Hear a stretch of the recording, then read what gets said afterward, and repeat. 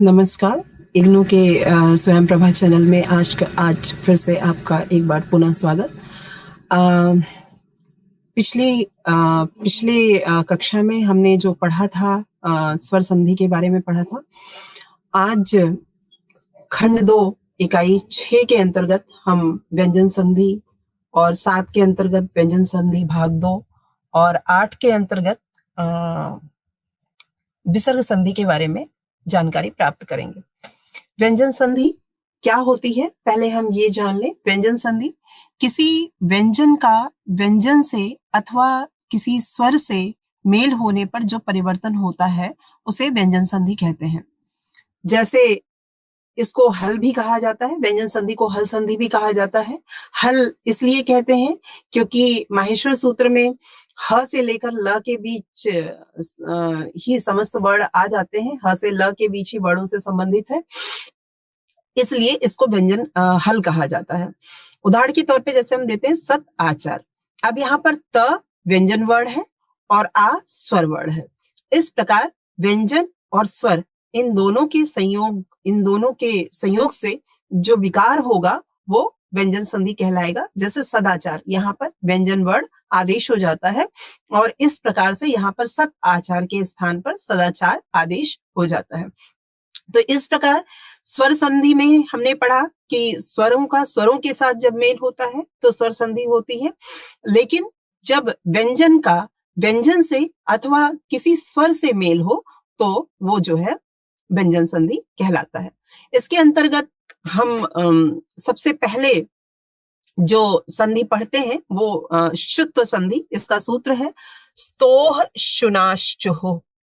ये सूत्र कहता है सकार तवर्गयोः शकार च वर्गाभ्याम योगे शकार च वर्गौ स्तः। अर्थात शकार और चवर्ग के साथ योग होने पर सकार और तवर्ग के स्थान पर शकार और चवर्ग आदेश हो जाता है। जैसे उदाहरण के तौर पर हम इससे समझते हैं रामस शेते। ये सूत्र कहता है कि शकार और चवर्ग के साथ जब सकार और तवर्ग का योग होता है तो यहाँ पर स के साथ श का योग हुआ है, दंत स के साथ यहाँ पर तालव्य श आया है, इसलिए यहाँ पर क्या होता है, सकार के स्थान पर शकार। जब इन दोनों का संयोग हो तो स के स्थान पर श आदेश हो जाता है, इसलिए यहाँ पर रामस की जगह पर रामश आदेश हो गया, श आदेश हो गया और फिर इस प्रकार से रामस शेते यहाँ पर हो गया। इसी प्रकार रामस चिनोती। रामस चिनोती में यहाँ पर सकार का चकार के साथ जो है वो संयोग है और ये संधि कहती है कि जब शकार और चवर्ग के साथ सकार और तवर्ग का योग हो तो यहाँ पर सकार के साथ चवर्ग का योग है, इस वजह से स के स्थान पर श आदेश हो जाता है। इस स के स्थान पर ये श आदेश होता है और तवर्ग के स्थान पर चवर्ग आदेश होता है। इसी प्रकार सच्चित में यहाँ पर त और च इन दोनों का संयोग हो रहा है, योग हो रहा है और यहाँ पर तवर्ग के स्थान पर, चूंकि तवर्ग के पश्चात चवर्ग आया है, इसलिए तवर्ग के स्थान पर हम यहाँ पर इसी वर्ग का पहला वर्ण आदेश कर देते हैं। चूंकि यहाँ पर पहला वर्ण है इसलिए इसी के स्थान पर पहला वर्ण ही यहाँ पर आदेश होगा और इस प्रकार सच्चित की जगह पर यहाँ पर सच्चित हो जाता है और स्तोह शुनाशु सूत्र से शब्द बनता है सच्चित। इसी प्रकार सूत्र है, उदाहरण है शारिंगिन जय। शारिंगिन जय में न और ज, यहाँ पर तवर्ण है और यहाँ पर चवर्ण है। न तवर्ग का ये पांचवा वर्ण है और चवर्ग का ये तीसरा वर्ण है। तो तवर्ग और चवर्ग का योग होने पर तवर्ग के स्थान पर चवर्ग और स के स्थान पर श आदेश होता है। तो इसलिए यहाँ तवर्ग के स्थान पर चूंकि ये पांचवा वर्ण है तो च वर्ग का पांचवा वर्ण आदेश य आदेश हो जाएगा। तो शारिंगे जय, शारिंगे जय यहाँ पर स्तो शुनाशु से आदेश हो जाएगा। इसी क्रम में अगला सूत्र आता है शात। शात कहता है शात परस्य तवर्गस्य शुत्वम न स्यात्। अर्थात शकार से परे तवर्ग के स्थान पर चवर्ग आदेश नहीं होता है। स्तोहिष्टुनाशु कह रहा था कि जब सकार और शकार का तवर्ग और चवर्ग से योग होता है तो वहां पर शकार और चवर्ग हो जाता है। लेकिन यदि श के बाद तकार आता है, तवर्ग आता है, तो वहां पर ये जो शात आकर के उसका विरोध कर देता है, शकार उसको निषिद्ध कर देता है। तो जैसे उदाहरण के तौर पे प्रश्न, अब यहाँ पर इस श के पश्चात तवर्ग का न, ये पांचवा वर्ड आया है, इसलिए यहाँ पर शात उसको निषिद्ध कर देता है, इसको इसमें किसी भी प्रकार का परिवर्तन निषिद्ध कर देता है और यहाँ पर जो है वो विकल्प से प्रश्न ही रह जाता है और इस प्रकार प्रश्न हो जाता है। इसी प्रकार विष्ण, यहाँ पर स्तोहिष्टुनाशु से जो है यहाँ परिवर्तन प्राप्त हो रहा था, लेकिन शात आता है और इस परिवर्तन को निषिद्ध कर देता है और यहाँ पर इस प्रकार से जो है वो विष्ण हो जाता है। इसी प्रकार अगला सूत्र आता है इष्टुनाष्टुः। इष्टुनाष्टुः कहता है स्तोह ष्टुना योगे ष्टुः स्यात्, अर्थात षकार एवं टवर्ग के साथ योग होने पर सकार एवं तवर्ग के स्थान पर षकार एवं टवर्ग आदेश होता है।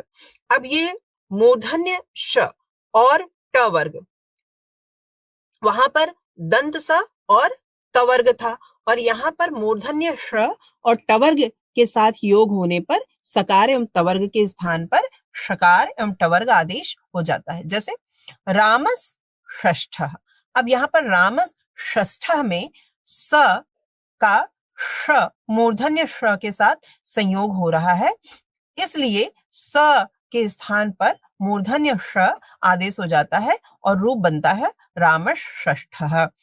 इसी प्रकार दूसरा उदाहरण रामस टीकते, यहाँ पर स के बाद पश्चात टवर्ग है, इसमें टवर्ग यदि होता है यहाँ पर तो यहाँ पर श स के स्थान पर मूर्धन्य श हो जाता है, इसलिए यहाँ पर रामश टीकते हो जाता है और स्टुनाष्टुः सूत्र से इस प्रकार शब्द बनता है रामश टीकते। इसी प्रकार पेशता, अब यहाँ पर तवर्ग बाद में आया है और श यहाँ पर है, तो इसलिए यहाँ पर तवर्ग को टवर्ग हो जाएगा स्टुनाष्टुः सूत्र से और इस प्रकार रूप बनेगा पेशटा। और फिर इसके बाद तत्धन टीका, इसी प्रकार यहाँ पर तवर्ग का टवर्ग से योग हो रहा है और इसलिए यहाँ पर तवर्ग के स्थान पर टवर्ग हो जाएगा। जो वर्ग का जो वर्ण यहाँ पर होगा वही वर्ग का वही वर्ण यहाँ पर आदेश होगा। तो तवर्ग चूंकि पहला वर्ग का पहला वर्ण है, इसलिए यहाँ पर टवर्ग का पहला वर्ण ट आदेश हो जाता है और शब्द बनता है तट्टीका। इसी प्रकार चक्रिन ढौकसे, अब चक्रिन ढौकसे में जो न है ये तवर्ग का वर्ण है और ढ जो है ये टवर्ग का वर्ण है, तो यहाँ पर न के स्थान पर पांचवा वर्ण तवर्ग का टवर्ग का ड़ आदेश हो जाएगा और यहाँ पर ढौकसे ऐसे ही रहेगा और इस प्रकार से चक्रिन ढौकसे शब्द यहाँ पर बनता है। इसके बाद अगला सूत्र आता है न पदांता टोर नाम। ये सूत्र कहता है कि पदांता टवर्गात परस्या नामः स्तोह स्टूर्न स्यात्, अर्थात पदांत टवर्ग से परे नाम के नकार को छोड़ करके अन्य सकार एवं तवर्ग को षकार एवं टवर्ग नहीं होता है, अर्थात ष्टुत्व नहीं होता है।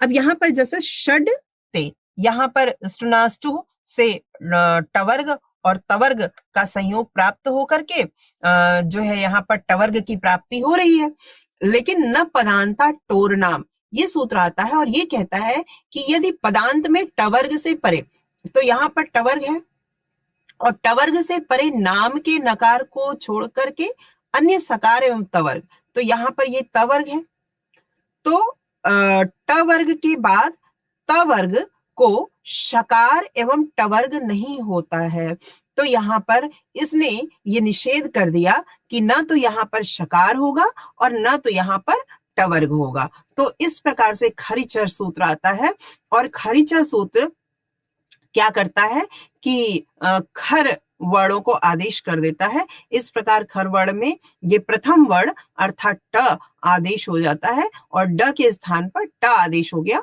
और रूप बना षट ते। अगला सूत्र आता है अनाम नवति नगरीणामिति वाच्यम।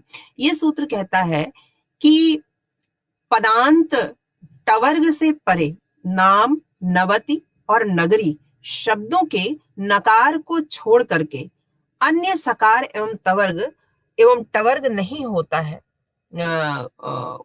को शकार एवं टवर्ग नहीं होता है। इस प्रकार पदांत टवर्ग से परे नाम, नवति और नगरी शब्दों के नकार को ष्टुत्व हो जाएगा। तो पदांत टवर्ग से परे जब नाम, नवति और नगरी शब्दों के नकार को ष्टुत्व हो जाएगा, जैसे इसमें उदाहरण के तौर पे हम समझते हैं स्टुनाष्टु। यहाँ पर षड नाम, यहाँ पर टवर्ग और तवर्ग इन दोनों का संयोग हो रहा है, इसलिए यहाँ पर स्टुनाष्टु से यहाँ पर ष्टुत्व संधि प्राप्त हो रही है। लेकिन न पदांता टोर नाम, ये पदांत में टकार में किसी भी प्रकार का ष्टुत्व का निषेध कर दे रहा है। लेकिन अनाम नवति नगरीणामिति वाच्यम ये कहता है कि चूंकि नाम है यहाँ पर, इसलिए इसमें परिवर्तन हो जाएगा, इसलिए स्टुनाष्टु आता है और ये नाम की जगह पर चूंकि ये पांचवा वर्ण है, इसलिए टवर्ग का पांचवा वर्ण आदेश कर देता है और इस प्रकार स्टुनाष्टु से षड्णाम आदेश होता है।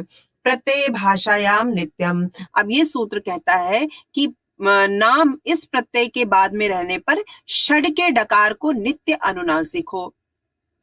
नाम चूंकि ये प्रत्यय बाद में है, इसलिए कह रहे षड के डकार को क्या हो जाए, नित्य अनुनासिक हो। तो यहाँ पर जो न है इसको अनुनासिक हो जाएगा।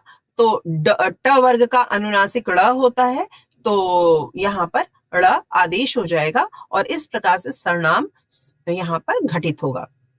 इसी प्रकार षड नवति ही, यहाँ पर भी अनामना नवति नगरीणामिति से यहाँ पर आदेश होगा, इसको ष्टुत्व आदेश होगा। स्टुनाष्टु से आदेश हो जाएगा और बनेगा षड णवति ही। यहाँ पर न के स्थान पर ड़ आदेश हो गया और फिर यरो अनुनासिके वा सूत्र से इसको भी अनुनासिक हो जाएगा, ड को भी अनुनासिक हो जाएगा और रूप बनेगा षडवती ही। इसके बाद अगला सूत्र आता है तोषी।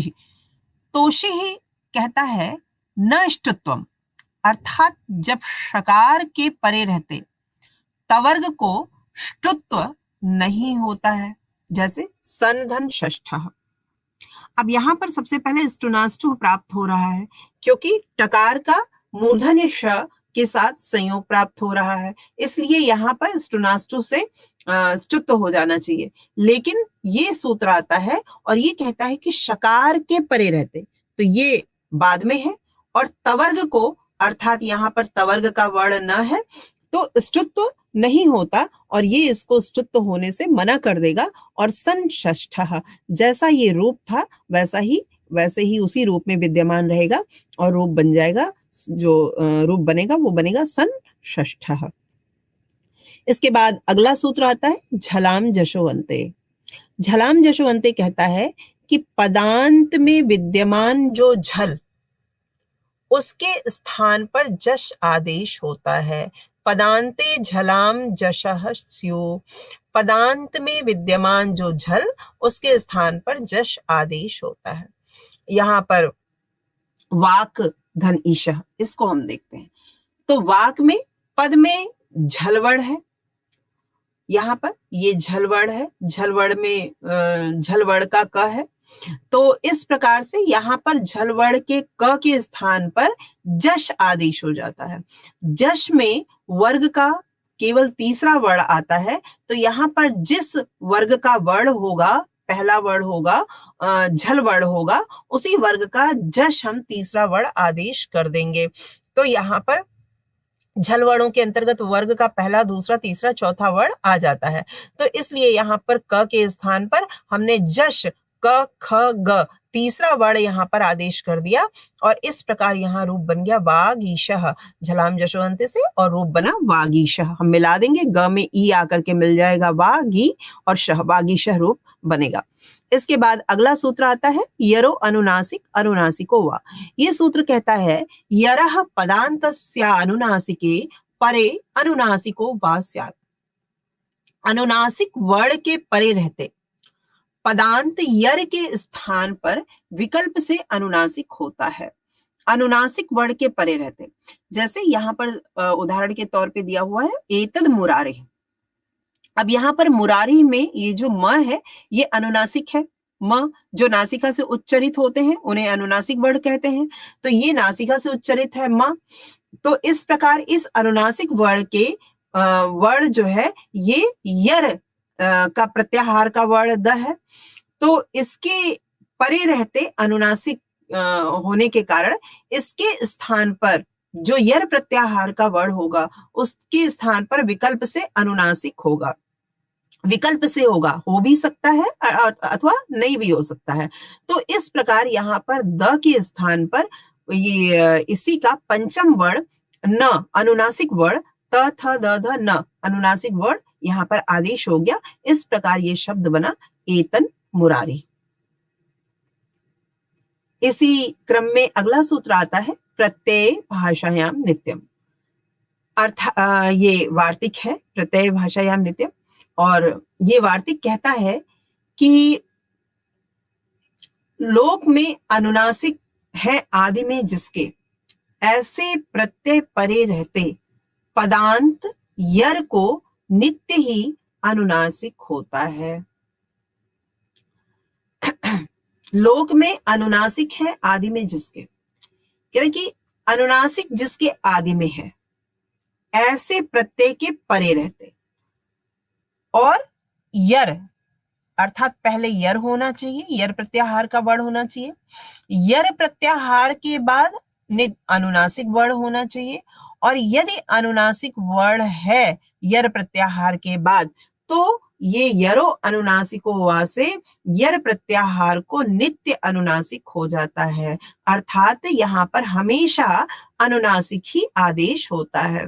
जैसे तद मात्र में यहाँ पर अनुनासिक म है, इसके पहले द है, और इसको द त वर्ग का हम अनुनासिक वर्ण न आदेश कर देते हैं प्रत्यय भाषा या भाषा नित्यम से, इस सूत्र से। तो यहाँ पर न आदेश हो जाता है और रूप बनता है तन मात्र। अगला सूत्र आता है तोड़ली। तोड़ली क्या कहता है, त वर्गस्य लकारे परे पर सवर्णः, अर्थात लकार परे रहते तवर्ग के स्थान पर सवर्ण आदेश होता है। उदाहरण के तौर पे तत् धन लय। अब यहां पर कह रहे कि लकार परे रहते, अब यहां पर ल बाद में है, परे है, और तवर्ग के स्थान पर, अर्थात यदि तवर्ग के पश्चात लकार है, ल है, तो हम क्या करते हैं पर सवर्ण आदेश कर देते हैं। अर्थात पर सवर्ण आदेश का मतलब जो आदेश पर में है अर्थात बाद में है वही यहाँ पर भी आदेश हो जाएगा। तो इस प्रकार तत् लयः, इसमें हम देखें तो ल यहाँ है तो इसका पर सवर्ण यहाँ पर भी ल आदेश हो जाएगा। इस प्रकार यहाँ ल हमने तोड़ने से ल आदेश कर दिया और यहाँ पर तत् को तल बन गया और लयः तल लयः, यह रूप सिद्ध हुआ। इसी प्रकार अगला उदाहरण है विद्वान लिखति। विद्वान लिखति, यहाँ पर न अनुनासिक वर्ण है, तवर्ग का है, तवर्ग का वर्ण है और अनुनासिक है। तो तवर्ग के पश्चात तवर्ग के स्थान पर अगर लकार बाद में है तो यहाँ लकार है और यहाँ पर तवर्ग है, तो तवर्ग के पश्चात लकार है तो हम पूर्व सवर्ण कर देंगे, अर्थात यहाँ पर भी हम लकार कर देंगे। चूंकि यहाँ नकार अनुनासिक वर्ण है इसलिए यहाँ पर लकार भी अनुनासिक ही आदेश होगा और इस प्रकार यहाँ पर रूप बन जाएगा विद्वान लिखति। तोड़ली से यहाँ पर ल आदेश होकर के विद्वान लिखति होगा और रूप बनेगा विद्वान लिखति। इसके बाद सूत्र आता है उदः स्था स्तंभोः पूर्वस्य, अर्थात उदः परयोः स्था स्तंभोः पूर्व सवर्णः। उद से परे स्था और स्तंभ होने पर पूर्व सवर्ण आदेश होता है। यदि उद शब्द के बाद यदि स्था या स्तंभ शब्द आता है तो पूर्व सवर्ण आदेश हो जाता है। इसी क्रम में अगला सूत्र आता है तस्मादित्युत्तरस्य, अर्थात पंचमी को निर्देश करके होने वाला जो कार्य होता है अव्यहित पर के स्थान पर होना चाहिए। इसी प्रकार अगला सूत्र आता है आदेः परस्य। ये सूत्र कहता है परस्य यद विहितम ततस्य देर बोध्यम, अर्थात पर के स्थान पर जो कार्य विहित होता है वह उसके आदि वर्ण के स्थान पर ही होगा, ऐसा समझना चाहिए। अगला सूत्र आता है और ये झरो झरी सवर्णे, ये कहता है कि हल से परे झर का विकल्प से लोप होता है, सवर्णी झर के परे रहते। अब इसके बाद खरीच सूत्र आता है और ये कहता है खरी झलाम चरह, अर्थात खर के परे रहते झल के स्थान पर चर होता है। अब यहां पर पहला सूत्र जो हमने इससे पहले पढ़ा था उदः स्था स्तंभो पूर्वस्य, इसमें यहां पर उद शब्द आया है और उद शब्द के बाद स्था आया है। तो ये सूत्र कहता है कि उद के पश्चात यदि स्था स्तंभ शब्द आता है तो पूर्व सवर्ण आदेश हो जाता है। तो यहाँ पर उद के पश्चात स्था आदेश हुआ है, वो स्था आया है, इसलिए पूर्व सवर्ण आदेश होगा। तस्माद्युत्तरस्य, तस्माद्युत्तरस्य कहता है कि जो उत्तर वर्ण है उसके स्थान पर आदेश हो, अर्थात जो पंचमी को निर्देश करके होने वाला कार्य है वो पर के स्थान पर होना चाहिए, इसलिए ये यहाँ पर आदेश करता है। आदेह पर से सूत्र आता है और ये कहता है कि उसके आदि के स्थान पर होना चाहिए, तो इसलिए यहाँ पर जो स है इसके स्थान पर आदेह परस्य, अर्थात पर का जो आदि वर्ण है उसके स्थान पर आदेश होना चाहिए। तो यहाँ पर स्थानम जो था ये सूत्र कहता है कि अंतिमल के स्थान पर होना चाहिए, लेकिन आदेह पर से आता है और ये कहता है कि नहीं, जो पर में है उसके आदि वर्ण को होना चाहिए। तो इस प्रकार यहाँ पर उद थ और थानम हो गया। इसके बाद अगला सूत्र आता है और ये झरो झरी सवर्णे, ये क्या करता है, थ का लोप कर देता है, तो यहाँ पर लोप होकर के उद थानम हो जाता है। इसके बाद खरीच सूत्र आता है और ये कहता है कि जो खर प्रत्याहार को आदेश होना चाहिए, तो यहाँ पर द के स्थान पर त आदेश हो जाता है, प्रथम वर्ण आदेश हो जाता है और उत्थानम बनता है। स्थाने अंतरतमा उच्चारण और प्रयत्न समान होने के कारण यहाँ पर त आदेश होता है और उत्थानम शब्द यहाँ पर बन जाता है। इसी प्रकार उत्तंभनम को भी समझना चाहिए, इसमें भी उद धन स्तंभनम इसका विच्छेद करेंगे और इस प्रकार ये समस्त सूत्र लग करके यहाँ पर उत्तंभनम शब्द सिद्ध होगा। अगला सूत्र आता है झयो हो अन्य तरस्याम, अर्थात झय से परे हकार के स्थान में विकल्प से पूर्व सवर्ण होता है। झय से परे, यहां पर वाखरी शब्द है, यहां पर सबसे पहला सूत्र लग रहा है झलाम जशवंते। ये सूत्र कहता है झल के स्थान पर अंत में जश आदेश हो, तो यहाँ पर झल वर्ण आया हुआ है और इसके स्थान पर ये जश आदेश कर देगा, अर्थात झल वर्ण का प्रथम वर्ण क का जो जश प्रत्याहार के अंतर्गत तृतीय वर्ण ग आया है, तो इस प्रकार क के स्थान पर ग आदेश हो जाता है। झयो होहन्य तरस्याम सूत्र कहता है कि झय से परे यदि हकार है तो क्या होता है, पूर्व सवर्ण हो जाता है और संवार, नाद, घोष और महाप्राण वाले हकार के स्थान पर वैसा ही वर्गों का चतुर्थ वर्ण होता है। तो अब यहाँ पर ह है, तो ह के स्थान पर स्थाने अंतरतमः से स्थान एवं अभ्यंतर प्रयत्न यहाँ पर समान है, इसलिए ग और घ के सवर्ण घ को जो है यहाँ पर ह के स्थान पर आदेश हो जाएगा, इसलिए यहाँ पर घ आदेश कर दिया गया और यहाँ पर रूप बना, यहाँ पर आधा ग है तो वाग और घरी, वाग्घरी रूप निष्पन्न हुआ। इसके बाद अगला सूत्र आता है शश्चोअटि। शश्चोअटि कहता है कि झयः परस्य शस्य छो वाटि, अर्थात झय से परे शकार के स्थान पर विकल्प से छकार आदेश होता है यदि अट बाद में है। ये समस्त प्रत्याहार है, झय, अट, ये जो है वो प्रत्याहार है।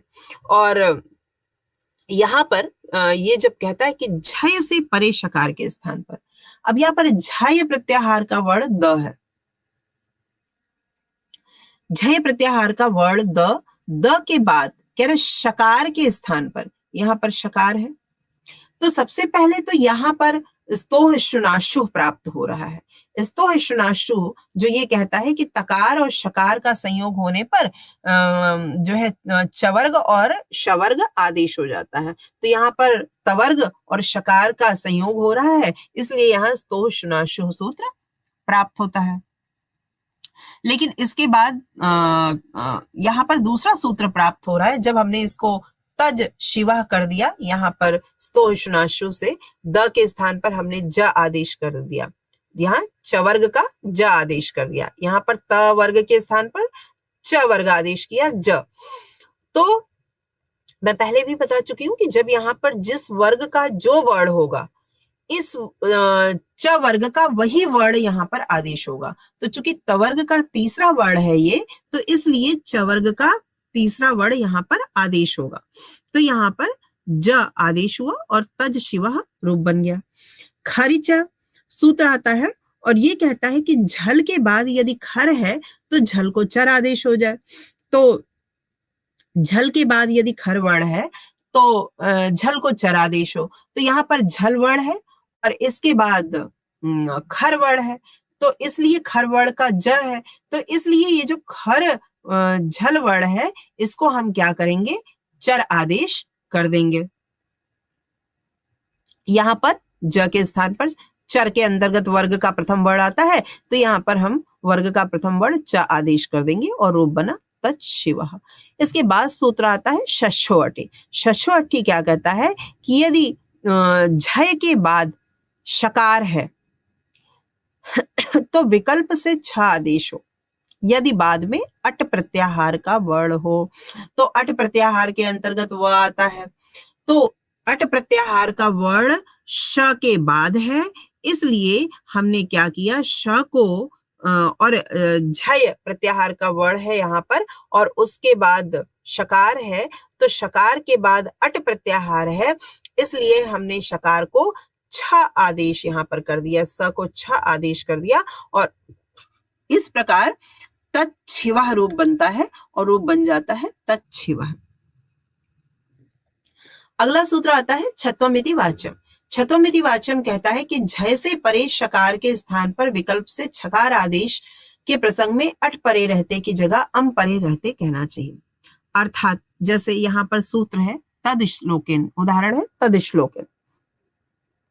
तद श्लोकेन सूत्र में भी यहाँ पर उदाहरण में भी यहाँ पर तवर्ग और श का आपस में संयोग प्राप्त हो रहा है, इसलिए तवर्ग और सवर्ग का योग होने के कारण यहाँ पर स्तोह शुनाशु से यहाँ पर स्तोह शुनाशु से विकार हो रहा है। तज श्लोकेन। अब खरिचा सूत्र आता है और ये वर्ग का पहला वर्ण कर देता है, तो यहाँ पर ज के स्थान पर च आदेश हो जाता है और हो जाता है तच श्लोकेन।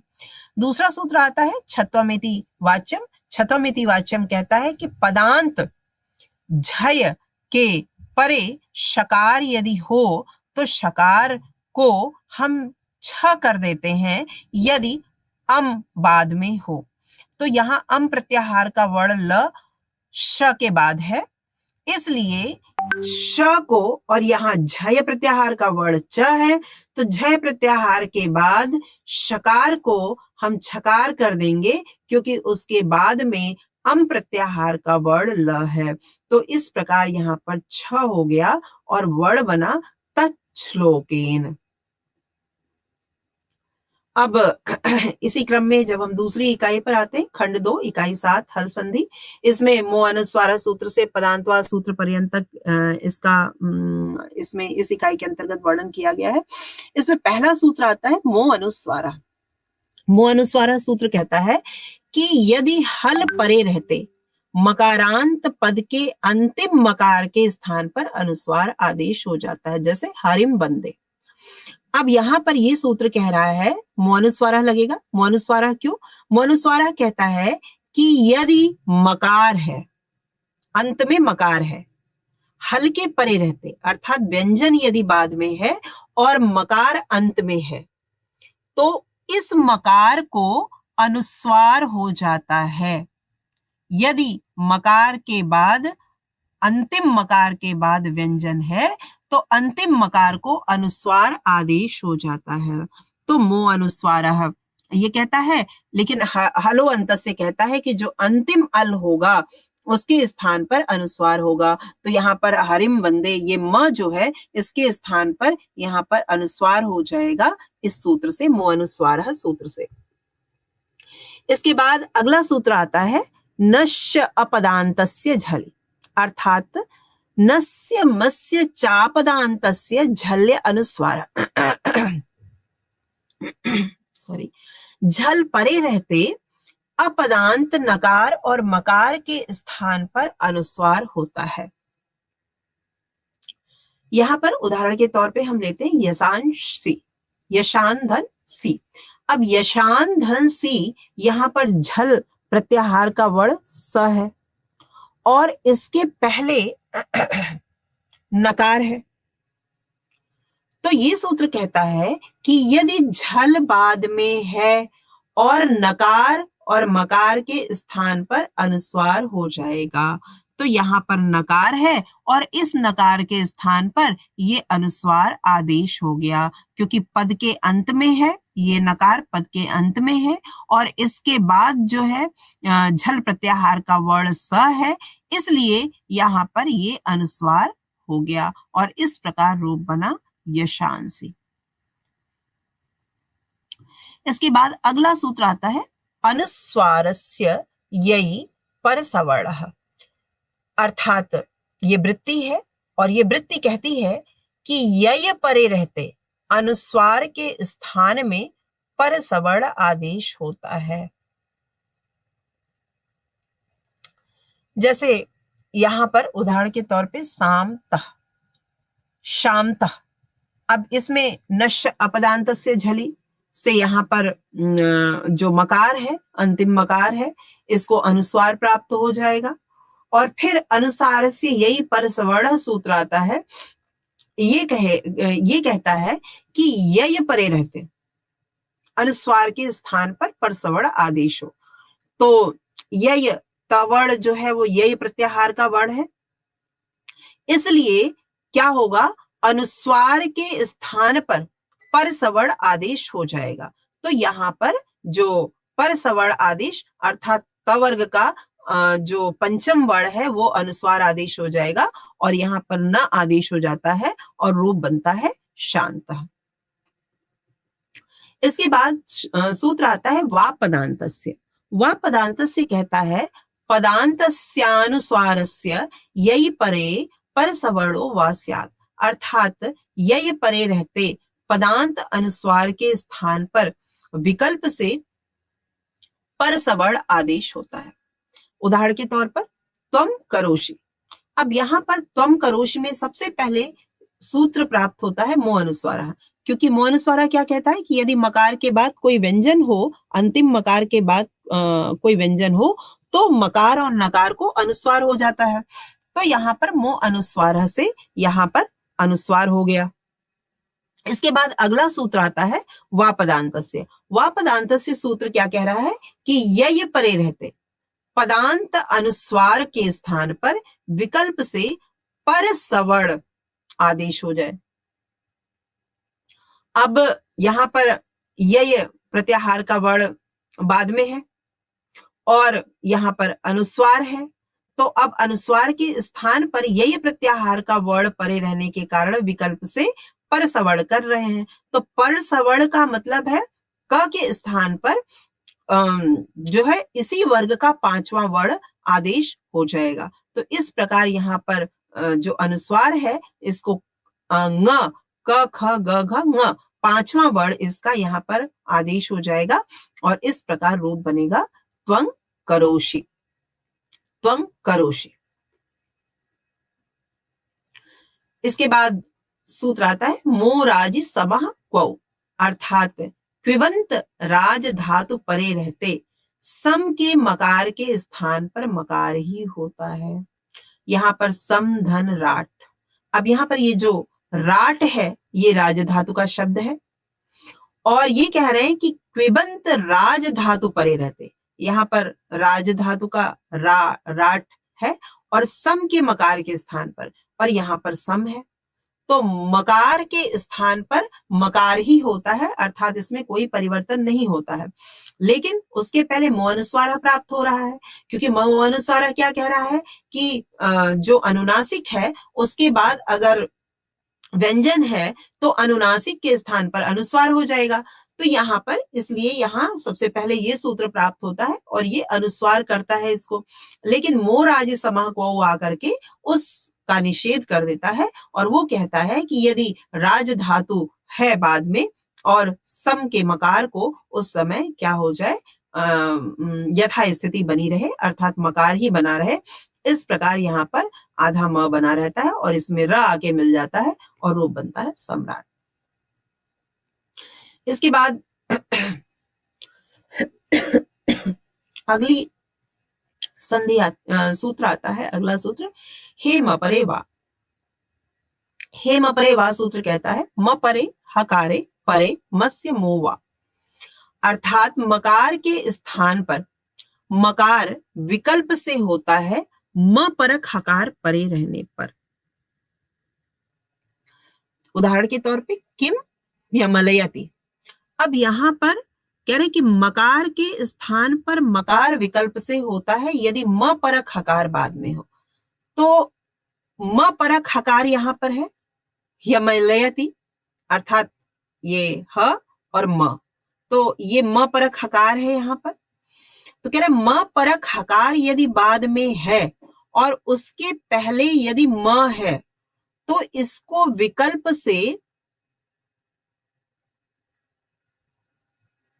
मकार के स्थान पर मकार ही रहता है विकल्प से।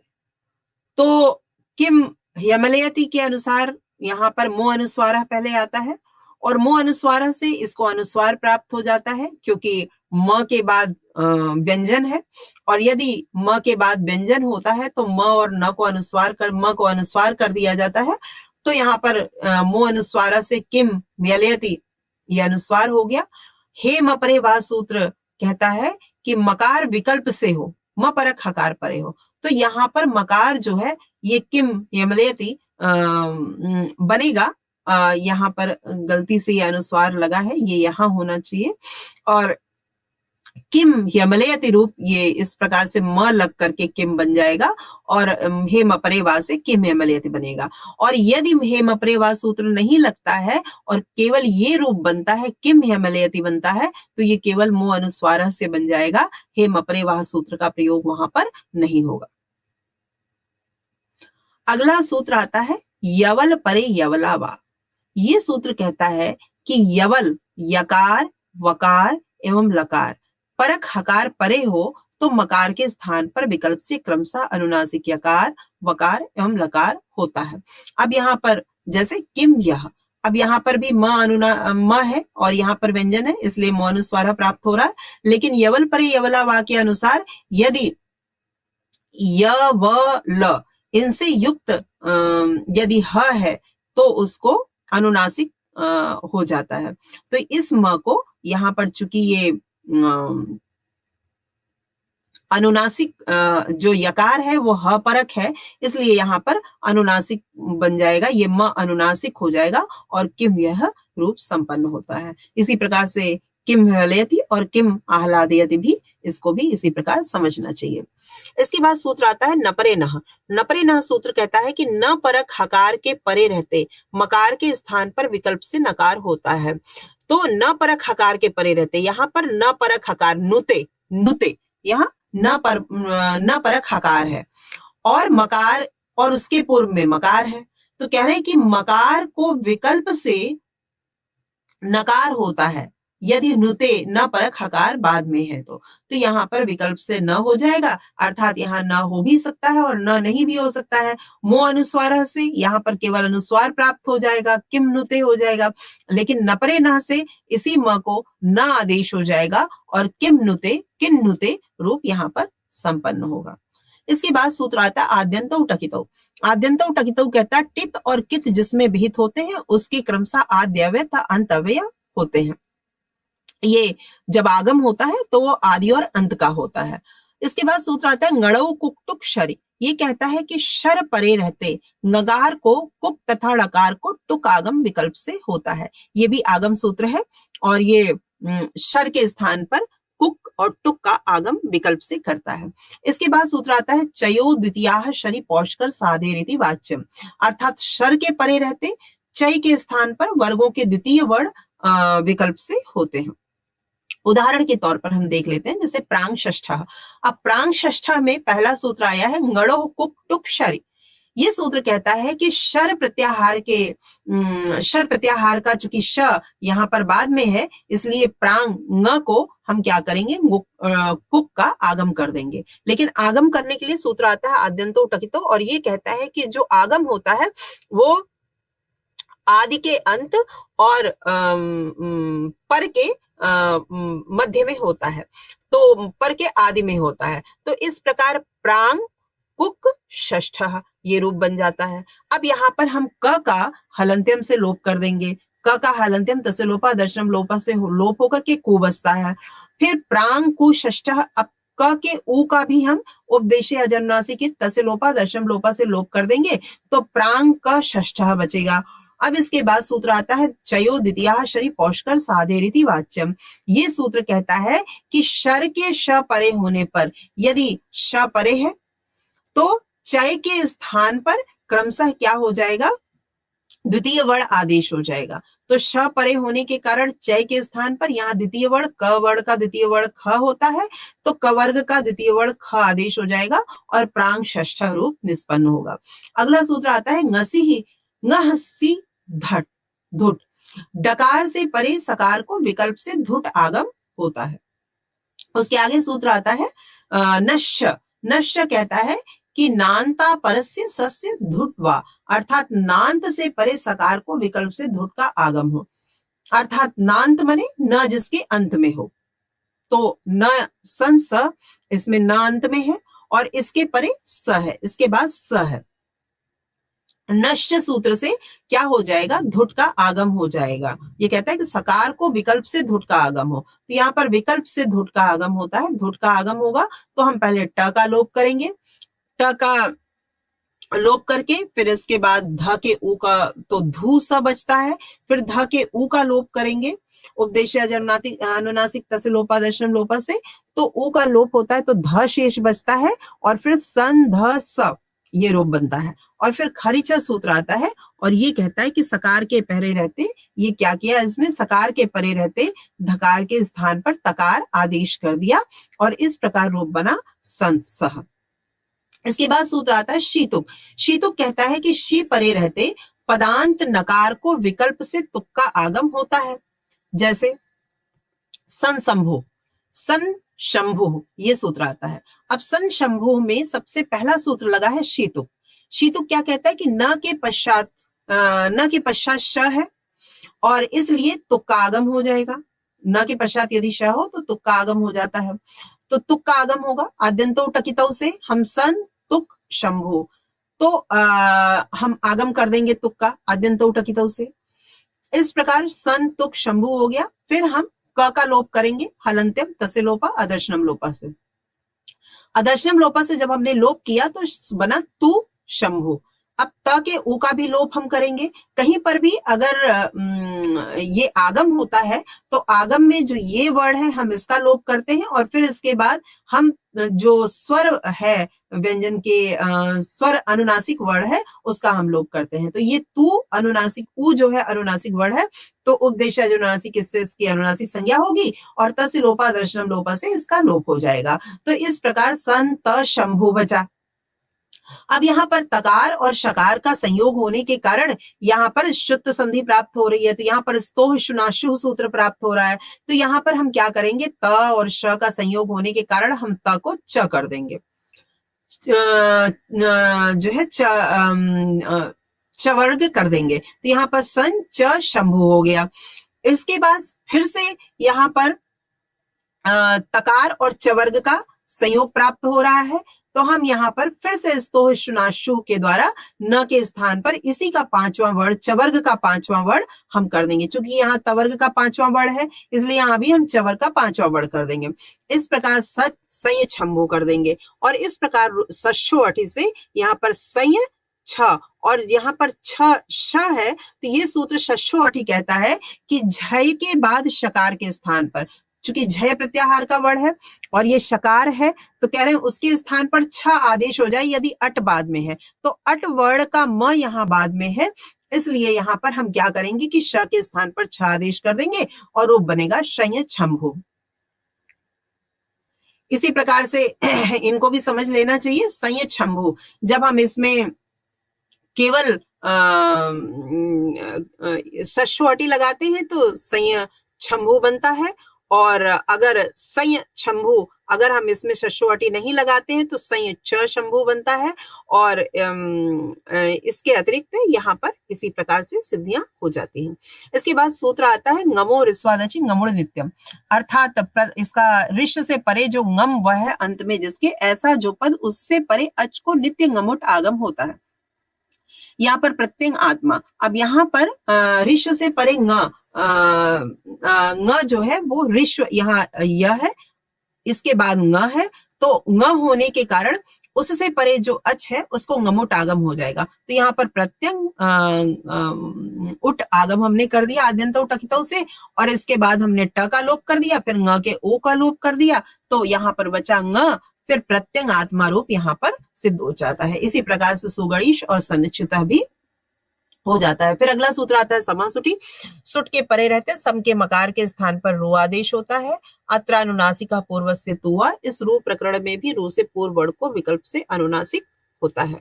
इसके बाद अनुनासिकात परवनस्वारा, जिस पक्ष में अनुनासिक होता है उसी को छोड़कर अन्य पक्ष में रू से पूर्व जो वर्ड उससे परे अनुस्वार का आगम होता है। खरवसानियों विसर्जनीय से सह, ये कहता है खर अथवा अवसान परे रहते पदांत में विद्यमान जो रेफ उसे विसर्ग होता है। हम इसको समझ लेते हैं समस्कर्ता, इसमें समासुटी लगता है, ये क्या करता है म को रू आदेश कर देता है, सरुस्कर्ता, अनुबंध लोप से हमने ओ का लोप कर दिया, सरस्कर्ता, अत्रानुनासिक से पूर्व से तो हुआ, ये क्या करता है रू से पूर्व वर्ण को विकल्प से अनुनासिक कर देता है, तो र से पूर्व वर्ण स है, इसको विकल्प से अनुनासिक हो जाएगा। फिर खरवसानियों विसर्जनीय से सह, ये कहता है कि जो खर के परे रहने पर विद्यमान में जो स है उसको रकार को विसर्ग हो जाए, तो इसलिए ये जो र था इसको यहाँ पर विसर्ग कर देता है। संपुंकाराम सोवंतव्य, ये क्या करता है कि सकार आदेश कर देता है इस विसर्ग को, और फिर संस्कर्ता हो जाता है, और जब हम इसको मिलाते हैं तो संस्कर्ता बन जाता है। फिर इसके बाद पुम कोकिल, इस सूत्र से देखते हैं पुमा खयम परे सूत्र से, यहाँ पर पु रु कोकिल, यहाँ पर ये पुमा खयम परे, ये कोकिल के उससे परे अम है, ककारोवर्ती उकार है, अतः इस अम परक ख के परे रहते पुम के अंतिम मकार को रू आदेश हो जाता है, रू के उकार लोप करते हैं। अत्रानुनासिक से पूर्व से तो आता है, ये क्या करता है कि रू से पूर्व वर्ण को विकल्प से अनुनासिक कर देता है, तो ये पु अनुनासिक हो जाता है। खरवसानियों विसर्जनीय से सह आता है, ये करता है कि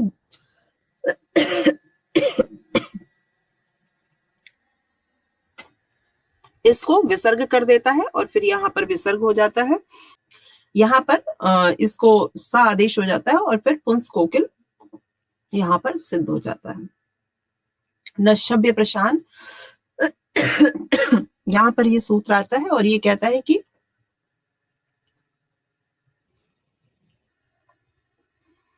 अम परक छव परे रहते पदांत में जो नकार उसके स्थान पर रू आदेश होता है प्रशांत शब्द को छोड़ करके। यहाँ पर जैसे चक्रिंत रायस्व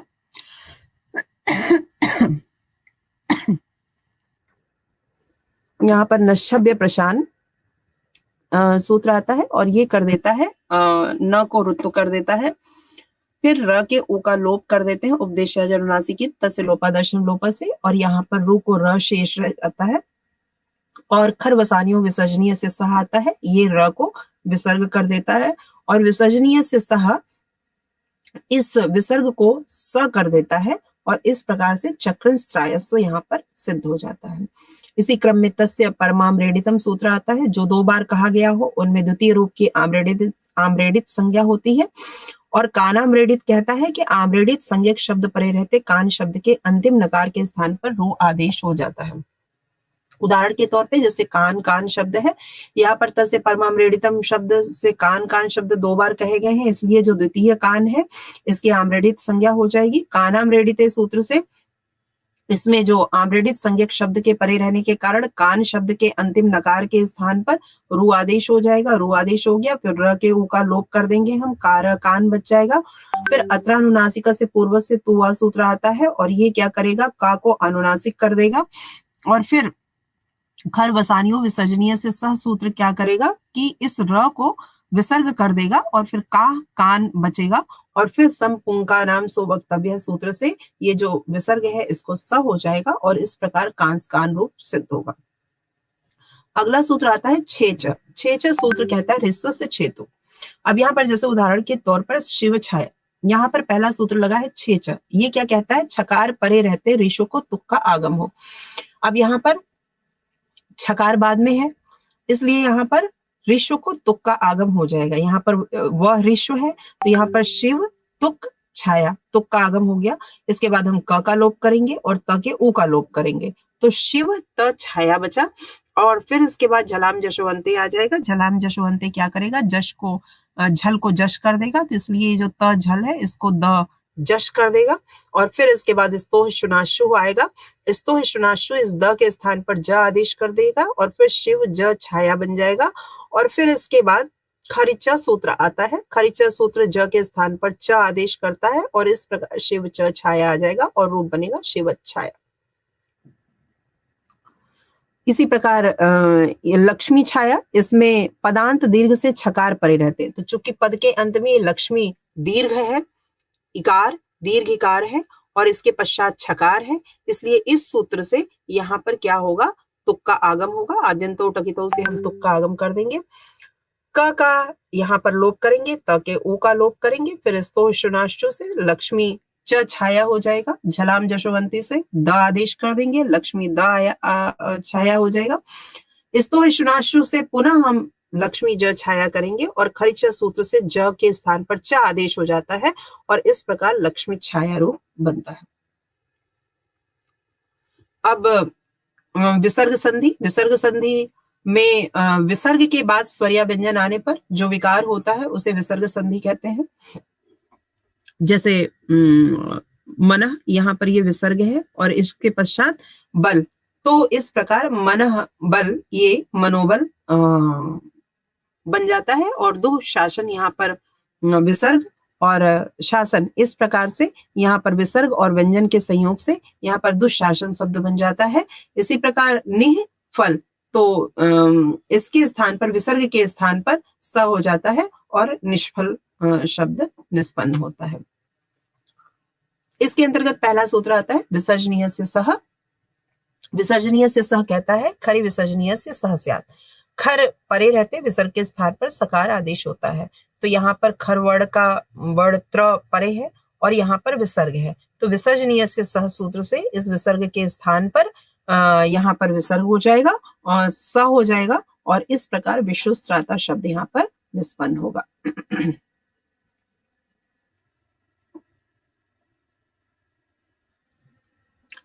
इसमें वाशरी शर विसर्ग से विसर्गो वा, शर परे रहने पर विसर्ग के स्थान पर विकल्प से विसर्ग होता है। यहाँ पर हरि शेते विसर्जनीय से स से यहाँ विसर्ग के स्थान पर सा आदेश होगा। वाशरी शर परे रहते विसर्ग के स्थान पर विकल्प से विसर्ग हो जाएगा। तो इसलिए इस सूत्र से यहाँ पर फिर से विसर्ग को विसर्ग ही हो जाएगा और हरि शेते शब्द निष्पन्न होगा।